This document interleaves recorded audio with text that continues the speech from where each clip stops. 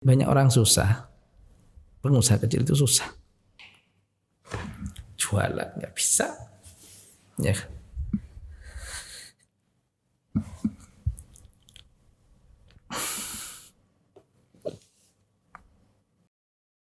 Assalamualaikum warahmatullahi wabarakatuh. Kembali lagi dengan saya Tendra Istanabi di IMM Talks. Pada kesempatan kali ini saya kedatangan tamu Pak Dwi Kuswantoro. Assalamualaikum Bang. Waalaikumsalam. Ya, sehat nggak? Waalaikumsalam. Alhamdulillah sehat. Ya, beliau ini adalah Ketua Majelis Pemberdayaan Masyarakat atau MPM PWM DIY, pimpinan wilayah Muhammadiyah DIY, dan beliau juga inisiator komunitas Jogja Tetulung. Namanya aja Tetulung ya. Masuk sukanya mencuri ya enggak. Tetulung ya sukanya Tetulung. Beliau Menolong. Iya, menolong. Tetulung itu ya kalau bisa jawabannya menolong. Bergerak dalam bidang memberdayakan masyarakat, berkecimpung membantu masyarakat, apa yang bisa dibantu ya kemudian dibantu seperti itu. Kurang lebih seperti itu Jogja Tetulung ya. Nanti kita akan cerita-cerita tentang bagaimana Jogja Tetulung ini selama ini, kemudian mungkin ada sesuatu yang sempat dibicarakan kemarin-kemarin mengenai gerak langkahnya Jogja Tetulung ini yang mungkin sempat viral juga katanya seperti itu. Nanti kita tanyakan lebih lagi. Iya. Oke, Kang Dwi. Iya. Pripun Jogja Tetulung di awalnya jenengan menginisiasinya itu seperti apa? Motivasinya atau latar belakangnya seperti apa? Monggo sakit diceritakan. Terima kasih Mas Hendra. Mas Tendra. Oke, Mas Tendra. Jadi begini, Mas Tendra dan semua pemirsa yang saya hormati, sebenarnya Assalamualaikum warahmatullahi wabarakatuh. Waalaikumsalam warahmatullahi wabarakatuh. Terima kasih saya diberi kesempatan ini untuk ya talk-nya IMM Piungan ini keren, ya, luar biasa. IMM Talks namanya. IMM Talks, oke, luar biasa. Dan ya tadi berkaitan dengan Jogja Tetulung. Jadi gini, COVID ini kan dampaknya kan luar biasa, gitu. Itu yang pertama. Berkaitan dengan kesehatan jelas kondisi kita tahulah dengan COVID ini kita harus melakukan penjaringan sosial dan lain-lainnya. Yeah. Nah juga yang tidak kalah penting, persoalan juga penting dan itu sangat besar persoalan, yaitu persoalan ekonomi, di mana warung-warung, pedagang-pedagang kecil, pedagang bakso, jajanan pasar dan lain-lain itu pada hari ini tuh banyak yang tidak bisa jualan.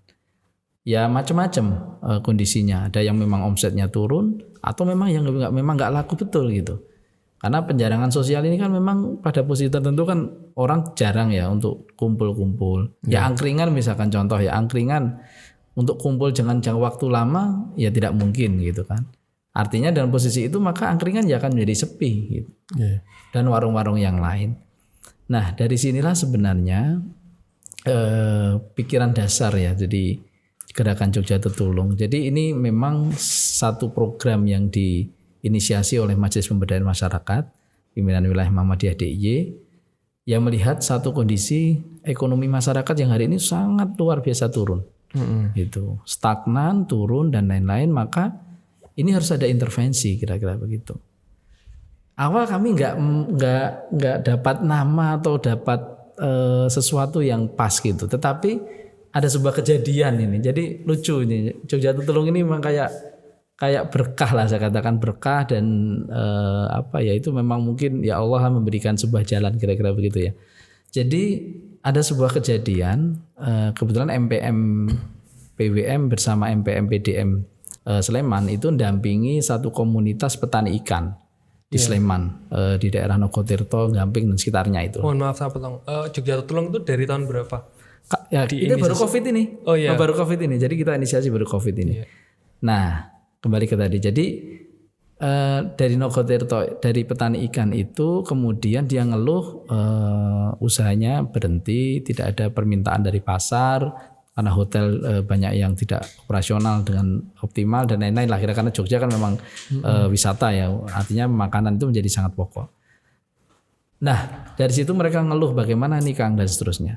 Nah dari situ kemudian kita di MPM kemudian rapat secara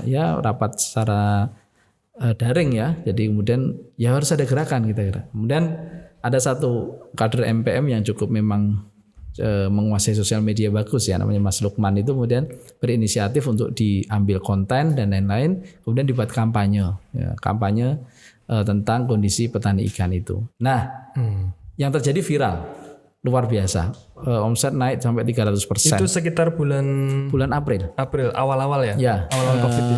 pertengahan April gitu. Nah di situ ada hashtag. Nah ini yang lucu. Jadi nemukannya juga nggak dapat tapi. Nah hashtag di sini ada namanya Jogja Tertulung. Nah di diskusi kita memang sudah muncul ini harus ada gerakan, gerakan solidaritas dan gotong royong. Bahkan saya pernah tulis di satu media itu namanya menggerakkan ekonomi lokal. Itu kata kunci yang waktu itu saya tulis di media itu adalah kekuatan solidaritas dan gotong royong ini sangat mungkin bisa menjadi solusi untuk menangani kondisi krisis, termasuk krisis ekonomi hari ini. Gitu. Nah dari situ kemudian ya tadi ada hashtag yang bagus Jogja Tertulung, namanya Jogja Tertulung, kan hashtagnya banyak itu, ya kan sosial media kan gitu. Ada Jogja Tertulung di hashtag itu, saya katakan sama Mas Lukman, Mas apik kuy hashtagnya, saya bilang itu bagus. Nah itu kita pakai aja untuk gerakan gitu. Nah kemudian dari situlah muncul sebuah Facebook group yang diinisiasi dibuka oleh Mas Lukman malah dengan namanya Jogja Tertulung. Jadi filosofi dasarnya ya tadi nulungi, membantu, bersolidaritas. Jadi di Jogja Tertulung bukan hanya sekedar orang jual beli ya, ada juga yang jual beli banyak, tapi juga ada men-sharing tentang upaya-upaya kreatif komunitas. Ada contoh yang cukup membesar ya, tapi viral tidak viral secara ini, tapi viral terhadap gagasannya dan menjadi sebuah pengembangan yang luar biasa, yaitu sedekah centelan. Nah mungkin teman-teman sedekah centelan itu secara itu muncul juga di Jogja Tertulung di awal-awal itu muncul, dan kemudian setelah itu banyak yang mereplikasi model sedekah centelan. Jadi di grup itu menjadi banyak dinamis. Jadi ada yang jualan, ada yang men-sharing tentang gagasan-gagasan sosial yang bagus, termasuk quote-quote yang memotivasi dan macam-macam. Jadi ini yang menginisiasi. Jadi memang semangat dasar gerakan Jogja Tertulung itu ya saling tadi, kalau bahasa agamanya kan ta'awun ya, menolong gitu. Ya ini filosofi dasarnya ya solidaritas dan gotong royong dengan untuk membantu. Saya kira itu Mas. Ya, jadi awalnya justru tadi ketidaksengajaan nama Jogja Tertulung ya. Betul. Namanya memang familiar, orang yang mendengar Jogja Tertulung itu kan langsung gampang lah orang tahu loh. Ini tujuannya tertulung bukan yang enak lain. lah gitu kata anak muda, nendang gitu bahasanya. Ya, nendang. Kemudian setelah di awal itu kemudian bergerak, apakah orientasinya memang saat ini ya media sosial, artinya menangkap isu-isu yang ada di masyarakat kemudian kalau sekarang diviralkan di media sosial atau seperti apa? Ya, sampai hari ini kita masih menggunakan media sosial karena kita meyakini satu, komunikasi kita kan terhambat secara langsung. Mau rapat aja kan kita juga susah kalau nggak menggunakan media ya. Artinya maka kemudian kita pilih ya media sosial yang paling efektif gitu, paling efektif, dan kemudian kita pilih lagi yang paling efektif mana gitu dari sekian media sosial. Kalau Instagram katanya saya ini kan bukan orang milenial nih, termasuk kolonial katanya gitu ya. Sudah di atas 40 kan udah kolonial katanya. Jadi kata teman-teman yang memahami itu kelihatannya yang paling familiar dan punya bisa lintas umur lah kira-kira ya. Artinya kalau bicara UMKM kelihatannya paling cocok itu bukan Instagram yang relatif anak muda, Facebook yang lebih luas. Jadi semua jangkauan strata sosial, strata umur itu banyak bisa bergabung. Maka ya kita pakai Facebook itu. Jadi kita hari ini memang tetap menggunakan media sosial. Tapi ada banyak pertanyaan, apakah mungkin kemudian Jogja Tertulung terlembagakan? Ya karena ini kalau lembaga kan sebenarnya sudah ada namanya Majelis Pemberdayaan ya, karena ini program saja sebenarnya. Tetapi tidak menutup kemungkinan lah kalau suatu saat kemudian ini memberi manfaat yang lebih dan seterusnya, mungkin menjadi sebuah gerakan yang lebih terstruktur. Saya kira ya saya kira sebuah keniscayaan saja kalau itu memang manfaat, dan ini ya mungkin jadi wakaf kita lah, wakaf pikiran dan wakaf gagasan saya kira gitu. Kembali lagi ke tadi yang contoh yang ikan tadi ya, itu teman-teman mungkin secara spontan untuk seperti apa itu? Kemudian ada kasus, kemudian diviralkan, dan sistemnya seperti apa? menyebar mungkin broadcast atau seperti itu untuk beli ikan dan seterusnya atau bagaimana? Iya, Awalnya. Ya jadi awalnya ya diambil konten ya, tentu dengan ada beberapa tahapan waktu itu kalau nggak salah. Saya nggak ngikuti detailnya karena Mas Lukman teman-teman yang lebih tahu tentang media sosial, saya nggak terlalu menguasai di situ. Tetapi saya hanya memberikan beberapa pandangan-pandangan sederhana gitu. Dan kemudian ya tadi diambil konten, kemudian dari konten kemudian dinarasikan ya, dinarasi. Dan ternyata memang yang paling kuat punya daya tendang untuk viral itu memang salah satunya WhatsApp grup itu. WhatsApp itu ternyata pesan pribadi itu luar biasa. Dan memang begitu meluncur WhatsApp, selain tahapannya ada macam-macam itu, kalau nggak salah ada YouTube, kemudian Facebook gitu, kemudian di WhatsApp. Nah, ketika WhatsApp kelihatannya cepat sekali dan langsung meledak. 2 hari setelah dirilis itu saya sudah dapat WA dari om saya yang di Jakarta. Jadi WA yang dibuat dari teman-teman kemudian saya sudah dapat dari Jakarta. Oh berarti udah viral gitu. Dan setelah itu berapa ribu ya, mungkin 2000-an WA masuk ke kontak person yang ada di situ. Dan yang pesan ikan itu. Iya, pesan ikan, wah macam-macam. Bahkan ada banyak juga yang datang ke rumah karena ada dikasih Google Map ya. Banyak datang ke sana. Jadi luar biasa. 2000 WA Mas, bayangin. Nggak bisa dijawab itu. Nah, scrollnya aja. Nah, scrollnya gitu. Nah, bahkan ada yang akhirnya menulis di media, sebuah media juga itu menulis mengkritik Jogja Tetulung karena di tulisan itu saya kasih catatan umumnya sih, dia melihat dari fenomena Jogja Tetulung ini gerakan memasarkannya tidak mengikuti kaidah pemasaran biasa gitu ya. Pemasaran biasa kan kalau orang ekonomi kan ada pendekatan marketing mix itu ya, ada 4P istilahnya. Jadi produk, price, promotion dan place itu ya. Jadi kita tidak mengikuti kaidah itu karena relatif masih banyak belum siap, tetapi kemudian ini. Nah, tapi ya kami ya namanya kritik bagian dari budaya kita untuk memberi masukan, saya kira. Tapi itu yang 2000 itu kemudian bisa dilayani semua atau gimana? Ya alhamdulillah dilayani, tapi memang bertahap ya. Ya bertahap. Ya karena 2000 bayangin aja Mas. 2000 WA itu kira-kira kalau kita sendiri sudah buka satu-satu, kita dapat WA sehari 100 saja tapi kan sudah males juga ya gitu. Kadang kalau kita grup itu kan begitu banyak berita kan langsung kita ambil atasnya, setelah itu nggak dibuka lagi gitu. Jadi itu apalagi ribuan gitu. Jadi luar biasa. Tapi alhamdulillah dilayani. Ya tentu masih banyak kekurangan karena overloadnya itu menjadi kemudian pelayanannya tidak maksimal. Artinya dalam arti mungkin harusnya dijawab sekarang tapi jawabnya baru beberapa hari kemudian. Pengirimannya menjadi agak lambat ya. Ya itu saya kira. Berarti kuncinya memang di awal itu ketemu dengan penjual langsung ya, itu kan yang diangkatkan dari produsen langsung kan berarti. Iya, benar-benar. Produsen ikan langsung yang harganya itu relatif berarti lebih murah dari pasaran ya, betul, yang betul, kemudian itu memiliki daya viral tadi sebenarnya. Ya, jadi saya melihat ada 2 sisi Mas. Ketika produk ikan itu viral itu saya lihat 2 sisi. Satu memang mungkin harga ya, harga. Tapi sebenarnya saya lihat bukan hanya sekedar harga. Justru yang paling kuat itu adalah emosi. Ya, betul. Jadi emosi. Karena narasi akhirnya membangun emosi. Maka istilah sekarang itu ada namanya crowd buying kalau mungkin. Jadi orang mau mengambil keputusan. Kalau dulu ada istilah juga di ekonomi itu kan namanya di pemasaran itu kan impulse buying.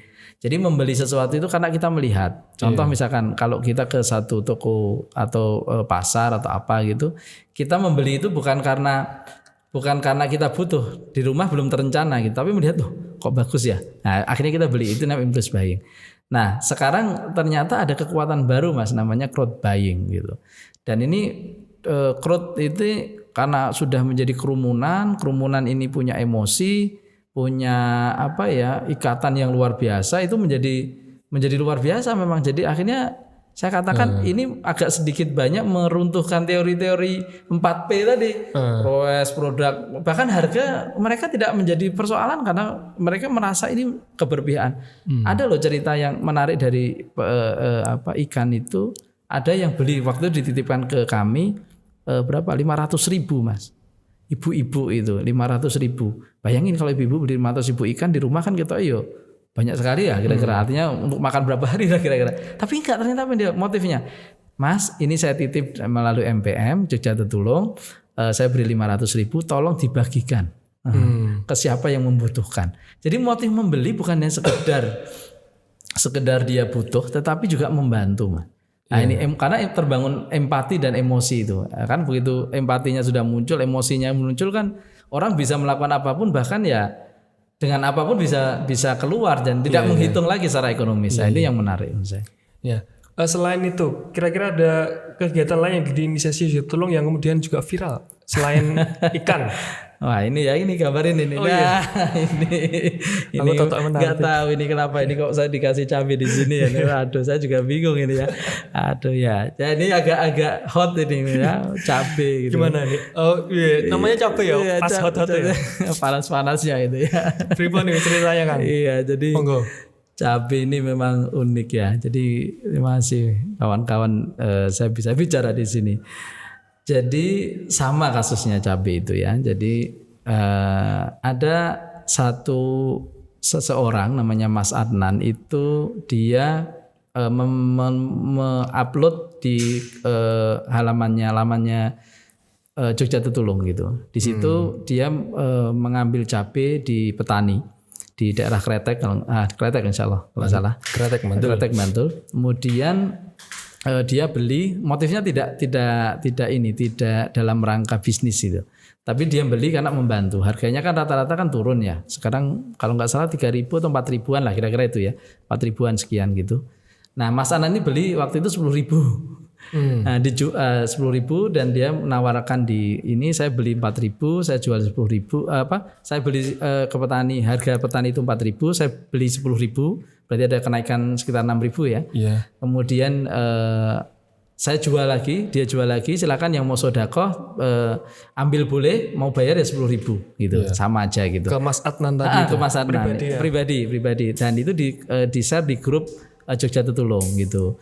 Nah kemudian karena saya melihat bagus itu, kemudian saya kasih note ke teman-teman admin itu kan, karena saya juga admin, kemudian saya kasih note ke Mas Lukman yang memang kemampuan sosial medianya bagus. Saya kasih note, Mas Lukman tolong di follow up gitu. Kemudian di follow up dan akhirnya diambil konten beberapa di sana, kemudian coba kita naikkan melalui laman Jogja Tetulung gitu ya. Yeah.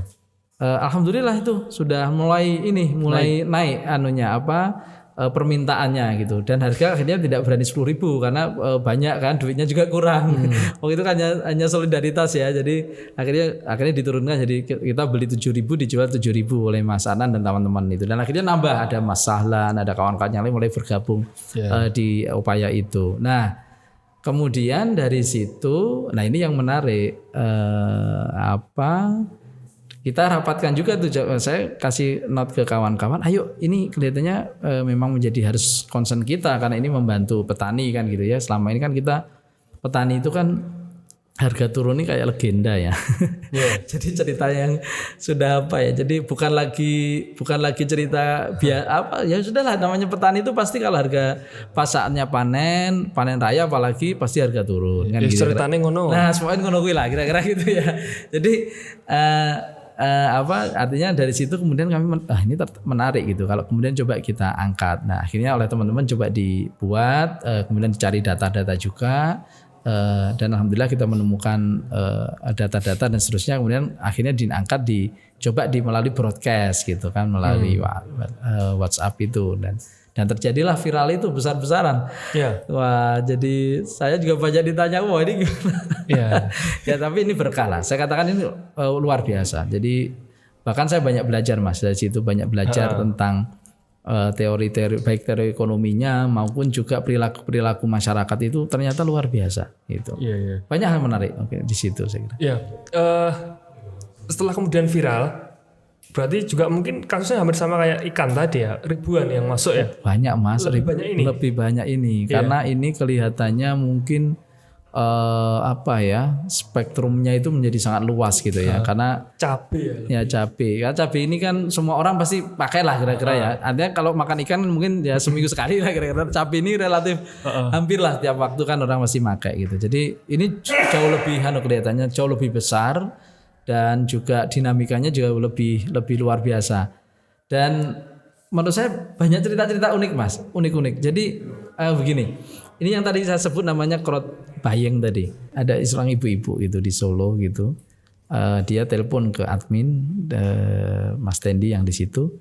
Dia pesen 50 kilo cabai ke Solo. Adminnya Mas Tendi ya? Ada dua. Lucu juga ini. Adminnya dua, satu Mas Tendi, satu lagi Mas Sumirat. Nah, Mas Sumirat ini relawan Mas. Munculnya di tengah jalan. Jadi dia karena mungkin dia karena dari lazismu Sedayu. Kan itu kan ada munculnya kan lazismu Piungan ya. Ada MPM Jogja Tetulung, kemudian ada lazismu. Jadi lazismu Sedayu Mas Sumirat itu dia buat broadcast tapi diganti nomornya ke dia. Ganti nomornya dia itu pikirannya sederhana. Ketika kita konfirmasi, dia hanya ingin membantu menjualkan di daerah Sedayu. Tapi ternyata dia lempar ke grupnya di daerah Sedayu, dia juga viral. Jadi dua jadinya. Ada adminnya jadi dua, admin yang memang awalnya Mas Tendi, satu lagi Mas Sumirat itu. Mas Sumirat sama-sama nggak ada batasannya itu, misalnya yang tadi yang Sedayu itu khusus Sedayu kan nggak ada. Makanya itu ya otomatis kan karena udah viral kan ya dari Sedayu lempar ke yang lain akhirnya jadi kemana-mana gitu. Jadi menariknya tadi yang saya cerita ibu-ibu tadi itu, dia itu telepon sekitar waktu itu minta pesen 50 kilo. Ya kalau 50 kilo kan kirim ke Solo Jogja kan ya berat Mas. Mau kita juga ini volunteerisme, kita semangat untuk membantu saja, bahkan kita nggak ngambil margin kan, nggak ambil keuntungan.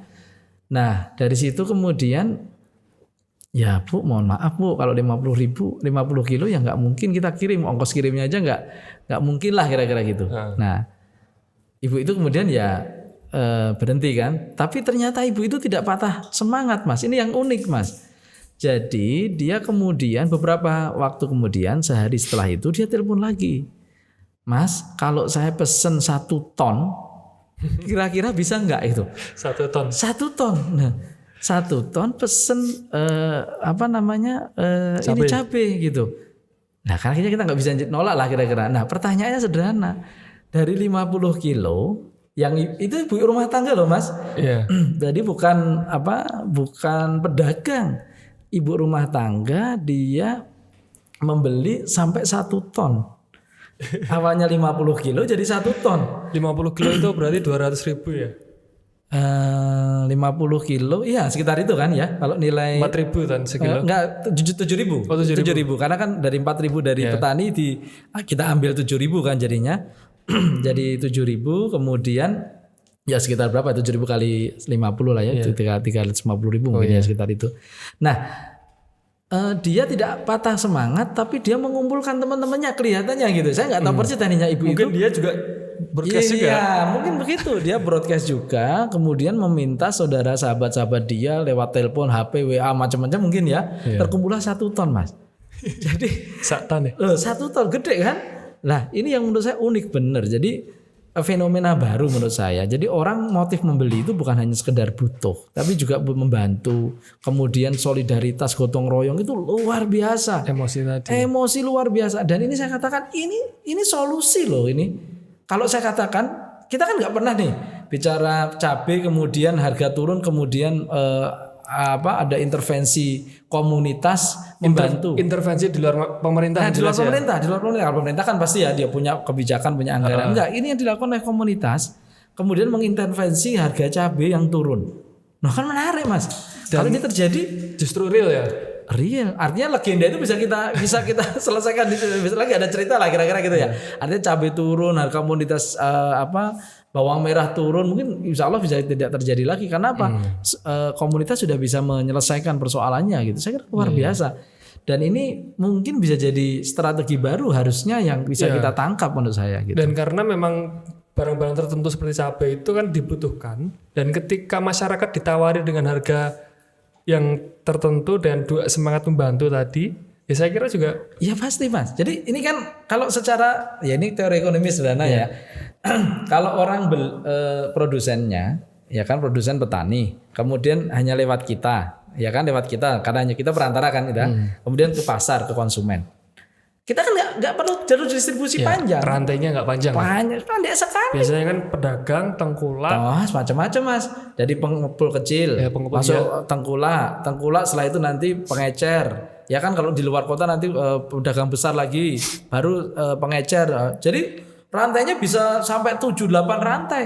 Kalau 1.000 satu rantai, ya berarti 8.000. Kalau harga 7.000 di petani, harga jual minimal di sana sudah 15.000. Ya berarti memutus rantai berarti siap-siap oke musuh ya Kang. Wah ya itu saya kira ya kalau kebaikan saya kira insya Allah lah kita bukan mencari musuh ya, tapi konteksnya tentu ini sebuah solusi. Bahkan ini saya katakan kalau ini kemudian kita maknai secara positif ya, bahkan ini sebagai opportunity, kesempatan, ini saya kira menjadi suatu luar biasa. Bahkan tadi ini bisa loh jadi model gitu. Ini jadi role model bagaimana petani ya kan yang selama ini sudah menjadi legenda namanya panen itu jatuh harga itu dengan pendekatan baru itu bisa harganya naik gitu.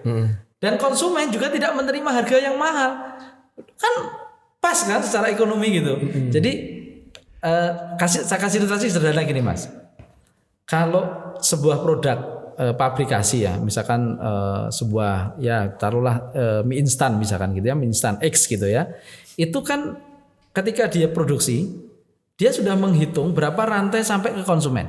Kemudian dia buat namanya harga eceran, ya kan? Harga eceran tertinggi. Jadi sampai konsumen itu misalnya 3.500. Siapa yang menentukan harga 3.500? Produsen. Iya kan, produsen kan. Tapi petani, apakah pernah dia menentukan harga sampai konsumen nanti 15.000? Pernah nggak? Pernah nggak? Enggak no. Nah, ya kan aneh. Pemilik barang, tapi tidak menentukan harga. Ini kan nggak fair. Secara ekonomi nggak fair. Pemilik barang itu yang menentukan harga. Logika keadilan ekonominya ya dia harus menentukan harga. Lah ini kan enggak. Jadi petani itu tidak pernah jadi price making. Jadi tidak pernah menentukan. Maka yang terjadi ya dia hanya mengikuti mekanisme yang dibuat oleh sistem yang kayak sudah apa ya mengakar urat sarafnya itu menjadi sangat. Petani sendiri juga mereka mungkin ya melakukan itu ya sesuai kebiasaan mereka yang itu. Karena memang tidak ada yang mengintervensi Mas. Jadi menurut saya tidak ada edukasi. Ini kalau saya begini. Kalau saya mengutip sebuah pernyataan almarhum Adi Sasono itu, dia katakan kita ini kalau kita bicara pemberdayaan masyarakat, salah satu yang harus kita coba intervensi adalah mengurangi lemak-lemak ekonomi. Yang itu lemak-lemak ekonomi itu tidak membangun keadilan ekonomi. Beratnya lemak. Iya kan lemak kan?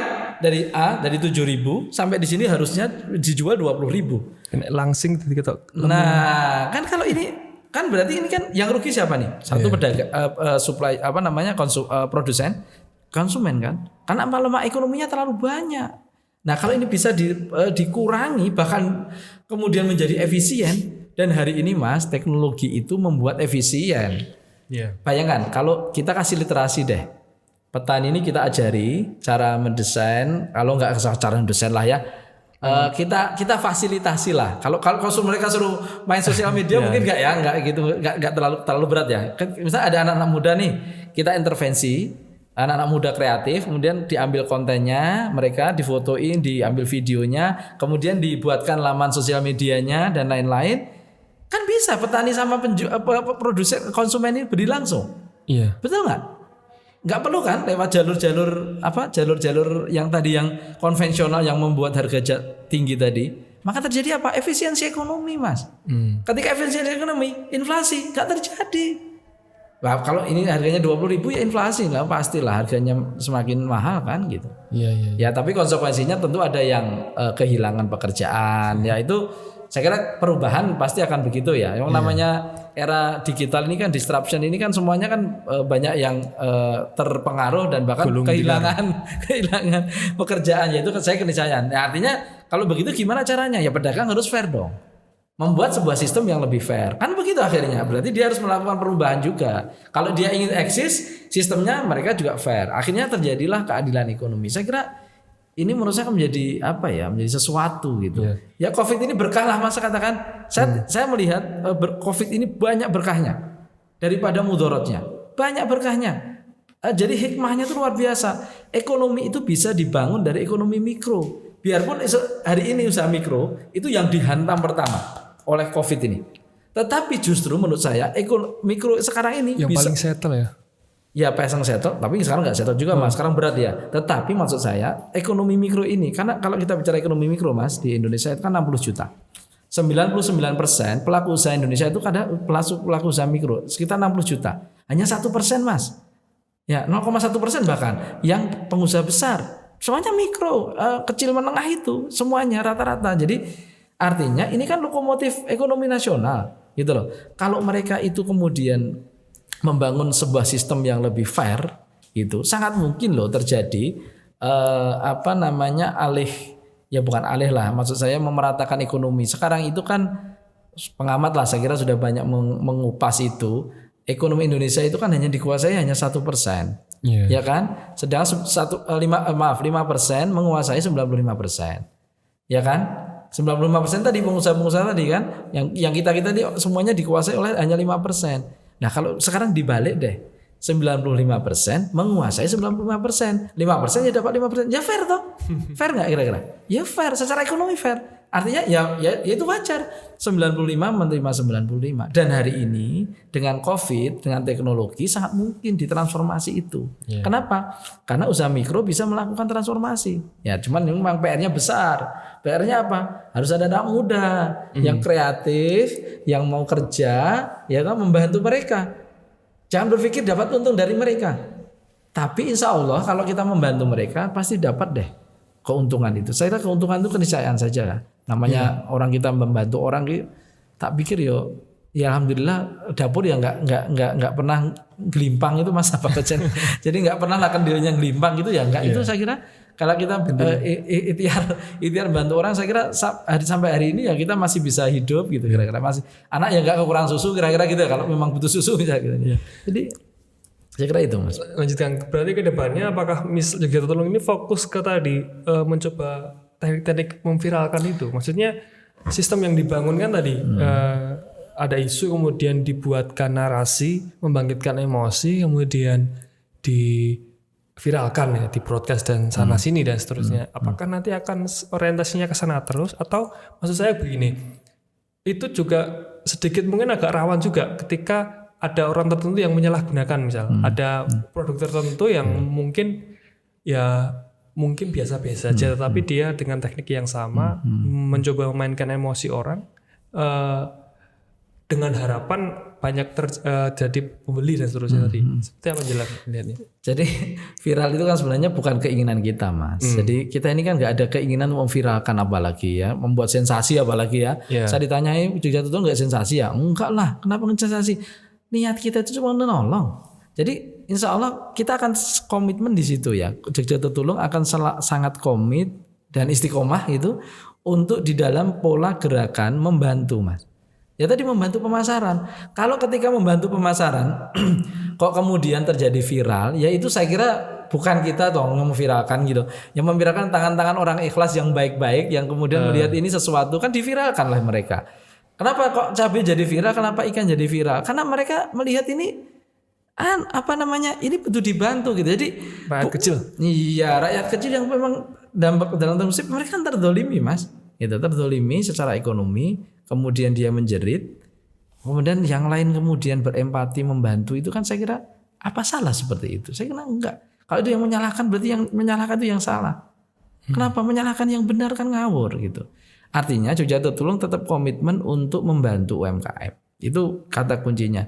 Jadi kami tidak kalau kemudian kok yang kita lakukan terjadi viral, kemudian permintaan naik, ya kita berharap memang permintaannya yang naik kan. Tujuan kita kan bukan viralnya Mas. Tujuan kita itu UMKM-nya, petani dan lain-lain ya. Karena UMKM kan banyak nih, tidak petani dan lain ini dia mendapatkan keuntungan gitu. Ya kalau bahasa sederhana saya gini deh. Jogja Tertolong itu inginnya 3 hal Mas. 1, cita-cita kita sih. Yang pertama hari ini kita ingin di Jogja Tulung ini bisa menggerakkan kembali. Kata kunci ini Mas, menggerakkan kembali usaha mikro kecil yang relatif hari ini kondisinya sangat memprihatinkan. Dan hari ini mereka belum banyak yang mengintervensi Mas. Itu yang saya juga berat lah ngomong itu ya. Itu saya itu kan, kami itu kan, kalau saya pribadi itu kebetulan tahun 98 saya itu diajari di gerakan pemberdayaan masyarakat sejak 98. Di situ saya belajar, kemudian berproses. Saya memfasilitasi teman-teman UMKM mendirikan lembaga keuangan, koperasi dan lain-lain.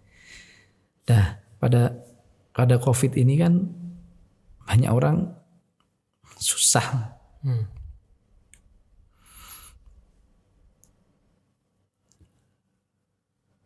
Sorry ya. Agak emosional. Jadi banyak orang susah, pengusaha kecil itu susah,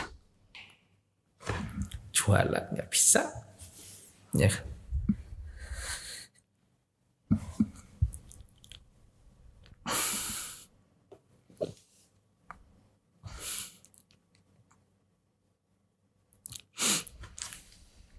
Oke, berarti sungai. Jadi pengusaha kecil kan susah Mas. Mereka nggak bisa jualan, warungnya tutup. Iya. Ini saya bicara pribadi saya.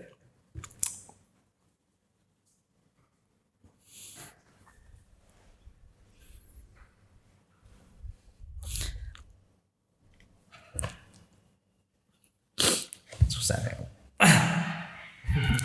Jadi gini, saya 98 itu diajarin nih teori-teori bagaimana untuk meningkatkan usaha kecil itu harus dikasih pemasaran, permodalan, manajemen yang baik, motivasi dan lain-lain gitu kan. Saya dapat ilmu ini Mas. Saya 98. Saya nikah itu tahun 2004 ya. 2004 artinya 19 ke 2004 kan cukup panjang ya.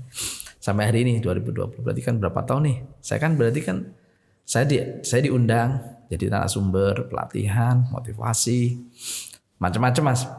Termasuk saya punya lembaga konsultan. Konsultan saya itu yang buatin kemarin buat raperda tentang perlindungan petani, kemudian juga kajian-kajian tentang pemberdayaan masyarakat, ekonomi dan lain, termasuk ya semuanya itu yang saya garap tentang usaha mikro, usaha kecil, usaha masyarakat ini. Nah, ketika mereka mati karena kondisi COVID ini, Mas. Ini kan saya pribadi merasa, Dwi, kamu itu hidupmu itu dari mereka loh. Jadi saya kan dididik di usaha kecil, mendampingi mereka, termasuk tadi pelatihan, bahkan saya juga mendirikan lembaga konsultan untuk usaha kecil dan lain-lain. Artinya kan saya hidup dari usaha kecil kan Mas. Nah ketika saya satu waktu itu di sebuah warung soto di daerah Jogokarian di Jogja itu, saya makan soto waktu itu sama istri itu. Kemudian di situ penjual soto itu cerita, saya tanya sih, Kang, kenapa sih kok sotonya, kan dia biasanya 2 kios tuh, dia kiosnya 2. Hari itu cuma dibuka 1 kios itu. Saya tanya, Kang, apa kok sotonya cuma 1 kios? Dia cerita, ya gimana Kang, Mas, saya juga belum tentu habis. Ya saya tuh nih jual soto cuma setengah, belum tentu habis juga gitu kira-kira. Nah, dari situ kemudian saya berpikir, kasihan bener ya mereka. Dan saya di satu waktu di tempat yang lain juga begitu, ketemu pengusaha warung kecil juga gitu, sama keluhannya. Saya setengah aja ini kuat-kuatan Mas katanya, jual mie godok itu Mas di Kota Gede, kuat-kuatan lah saya, kalau bisa tahan ya alhamdulillah, kalau enggak ya mungkin akan tutup lah kira-kira itu. Nah dari situ kemudian saya tuh gelisah Mas secara pribadi. Saya belajar dari seorang kawan budayawan itu, kalau kamu marah jangan marah lah gitu, tapi ditulis gitu. Kamu tulisanmu jadi bagus. Kalau kamu sedih ya jangan diluap-luapin, tapi kalau bisa ditulis jadi bagus. Atau kamu bahkan kamu terlalu senang pun kalau bisa ditulis bagus lah kira-kira gitu ya. Nah saya tulis Mas. Ya tadi yang saya cerita di awal tadi, saya tulis, kemudian tulisan itu saya beri judul di sebuah media menggerakkan ekonomi lokal. Saya cerita dari penjual soto, penjual itu yang mati dan seterusnya. Di situ saya melihat ada fenomena baru, yaitu orang kan pada saling membantu itu. Saya kan ada banyak, gak cuma Jogja Tetulung kan banyak tuh Mas, Facebook yang grup-grup yang membantu kan banyak ya. Jogja Tetulung kan ya sekian dari ribuan ya, bahkan ribuan yang melakukan ini gitu kan. Sebenarnya saya sudah lihat beberapa gitu. Saya lihat kan udah banyak. Kemudian saya tulis di tulisan saya itu sebenarnya sangat mungkin loh kalau solidaritas dan gotong royong ini melalui media sosial dan lain-lain itu bisa dikapitalisasi gitu. Artinya diperkuat gitu ya. Maka mungkin bisa jadi ini akan menjadi solusi untuk usaha-usaha kecil. Nah, saya kan hanya sekedar nulis tok gitu kan. Apa nulis ya? Teori tok gitu. Orang baca ya hanya sekedar paling gitu ya. Yang tergerak hanya sekian. Ya kamu harus melakukan. Kamu itu udah dikasih makan oleh UMKM itu sentuhan hati saya yang sangat luar biasa. Tadi saya mungkin agak emosian. Jadi disitulah kemudian saya akhirnya alhamdulillah ketemu tadi oleh teman-teman di MPM. Karena saya di MPM sudah saya lempar beberapa waktu bagaimana kita perlu melakukan ini. Nah, alhamdulillah ketemulah istilah nama tadi Jogja Tetulung dan seterusnya. Jadi jauh sebelum itu sebenarnya saya pribadi memang punya kegelisahan luar biasa Mas, melihat usaha kecil pada mati, pada mereka tidak bisa produksi, itu kan luar biasa gitu. Mereka itu kan hidupnya itu kan harian Mas. Mereka itu kan hidupnya harian. Mereka itu mengandalkan hidup kan dari pendapatan harian. Penjual bakso itu pendapatannya harian. Begitu nanti dia nggak ada pendapatan, ya bisa bayangin aja anaknya bagaimana sekolahnya. Ya moga-moga aja kemudian dia tidak lalu kemudian mencari jalan pintas gitu kan. Kalau dia mencari jalan pintas karena nggak bisa makan. Bahkan di ranting saya di Muhammadiyah Nitian itu saya mau wanti-wanti ke kawan-kawan, tolong diperhatikan ini orang-orang yang usahanya mati gara-gara Covid ini. Kenapa? Karena bisa jadi mereka secara fisik rumahnya bagus, tapi nggak punya uang Mas. Nah orang kota itu Mas kalau nggak punya uang, ya nggak bisa makan. Nah, mungkin orang desa masih punya beras ya. Nah, ya masih punya beras, tapi kan di rumah bisa punya sayuran kan. Di belakang rumah sih nanam nandur sayur macam-macam lah, sekedarnya lah gitu kan, kayak ketela singkong kan ada bisa sayur kan itu ya. Kalau di kota kan nggak bisa Mas. Di kota kan mau nandur di mana gitu kan. Artinya kalau mereka tidak punya uang, berarti mereka nggak bisa makan betul, gitu loh. Nah itulah yang membuat saya kemudian gelisah luar biasa secara pribadi itu. Ya alhamdulillah kemudian melalui MPM karena saya punya amanah diamanahi di Majelis Pemberdayaan ini, kemudian kita buat gerakan ini dan ya alhamdulillah ternyata respon publik luar biasa. Jadi kekuatan Jogja Tetulung itu bukan viralnya Mas, kalau saya katakan. Bukan viral, itu hanya aksesnya aja. Bonus ya. Ya, bonus. Saya lihat itu karena keikhlasan teman-teman. Itu aja. Karena mereka ikhlas melakukan sesuatu dengan hati-hati mereka. Mas Lukman itu yang saya katakan luar biasa itu. Anak muda itu luar biasa betul. Dia melakukan dengan sangat ikhlas, malam hari ngambil konten, ngambil video. Bahkan dia yang sekarang mimpin juga di gara-gara cabai ini kan sekarang permintaan begitu besar nih Mas. Yeah. Ya akhirnya sekarang kita gerakkan anak-anak muda untuk bantu ngepak. Tadi saya dibantu datang ke sana juga baru selesai. Alhamdulillah MMPU kan sekarang juga baru. Wah, alhamdulillah. Jadi sekarang sudah banyak tuh Mas, saya lihat ada kelompok lintas tertentu bagi-bagi ini di jalan dan seterusnya. Saya sana. Tapi kan ini baginya kan tidak ekstrim Mas, beda dengan yang kasus nyebar DOC itu, bibit ayam di kota gede itu kan beda ya. Oh, iya. Ya, pemberontakannya ini kan bagus gitu ya, artinya pemberontakan orang kemudian melakukan solusi gitu. Kalau mau dilepaskan ya kasihan juga ayam gitu. Jadi itu Mas, jadi memang saya lihat kekuatan Jogja Tetulung itu tadi kan ada solidaritas teman-teman, keikhlasan itu yang menjadikan gerakan ini kelihatannya direspon publik gitu. Ya tentu kami juga mohon maaf ya kalau mungkin ada pihak-pihak tertentu yang merasa oh ini gimana nih juga Tetulung kok nggak koordinasi dan macam-macam. Mungkin itu jadi evaluasi ke depan saja. Saya kira ya kan ya juga ada juga ya mungkin pemerintah daerah ini gara-gara cabai ini kan jadi pemerintah daerah juga agak gelisah gitu ya. Ya kami juga mohon maaf lah. Isunya kemana-mana. Nah betul itu jadi kemana-mana dan ya tapi ya insya Allah lah kami tidak ada niat untuk apalagi cari popularitas ya. Jadi insya Allah ini hanya murni gerakan untuk membantu karena petani kami lihat ya luar biasa kondisinya sulit. Apalagi harga 4.000 Mas, kalau 3.000 itu ya mereka untuk ongkos panen aja nggak mampu kan. Kasihan lah mereka itu kan 3 bulan nungguin produk kayak gitu kan itu. Ya saya tuh nggak tahu persis lah namanya cabai kayak mana, kualitas gimana. Teman-teman juga nggak tahu Mas sebenarnya. Nggak tahu nih kualitas cabai apa, nggak ngerti juga. Tapi ya bismillah aja, wong kita niatnya membantu. Tentu saya kira akan ketemu lah orang-orang baik ya yang akan membantu. Dan menariknya adalah banyak orang kok dijual 7.000 tapi bayarnya 10.000 Mas. Katanya yang kelebihannya untuk teman-teman biar untuk operasional dan membeli banyak cabai. Jadi saya lihat ini fenomena apa gitu ya. Ya itu mungkin makanya ini saya katakan COVID ini bukan ancaman, ini bukan threat, ini opportunity loh. Ini kesempatan, ini peluang. Peluang untuk apa? Untuk membangun usaha-usaha kecil kita menjadi lebih kuat. Jadi ini menurut saya malah jadi opportunity. Dan dari situ saya yakin Mas, ini akan jadi sebuah solusi untuk bangsa. Ya alhamdulillah saya cerita ya Mas. Alhamdulillah Jogja Tetulung ini sekarang ya tadi karena mungkin teman-teman pada ikhlas-ikhlas ya ngerjainnya. Sekarang sudah ada nih di NTB, namanya NTB Menolong UMKM. Itu teman-teman juga mereplikasi di sana. Kemudian di Kalimantan Selatan ada juga, kemudian di Jawa Barat, di Sumatera Barat, Padang. Kemudian juga ada di Banten, Banten Menolong UMKM. Anggotanya juga banyak Mas, mereka ribuan juga gitu. Nah saya melihat ini kalau suatu saat ya nanti harapan kita sih akhirnya berpikir sesuatu yang agak besar gitu ya. Ya satu kita ingin menggerakkan, nanti ke depan harapannya ada peningkatan usaha-usaha kecil kita ini jadi lebih baik edukasinya dan macam-macam.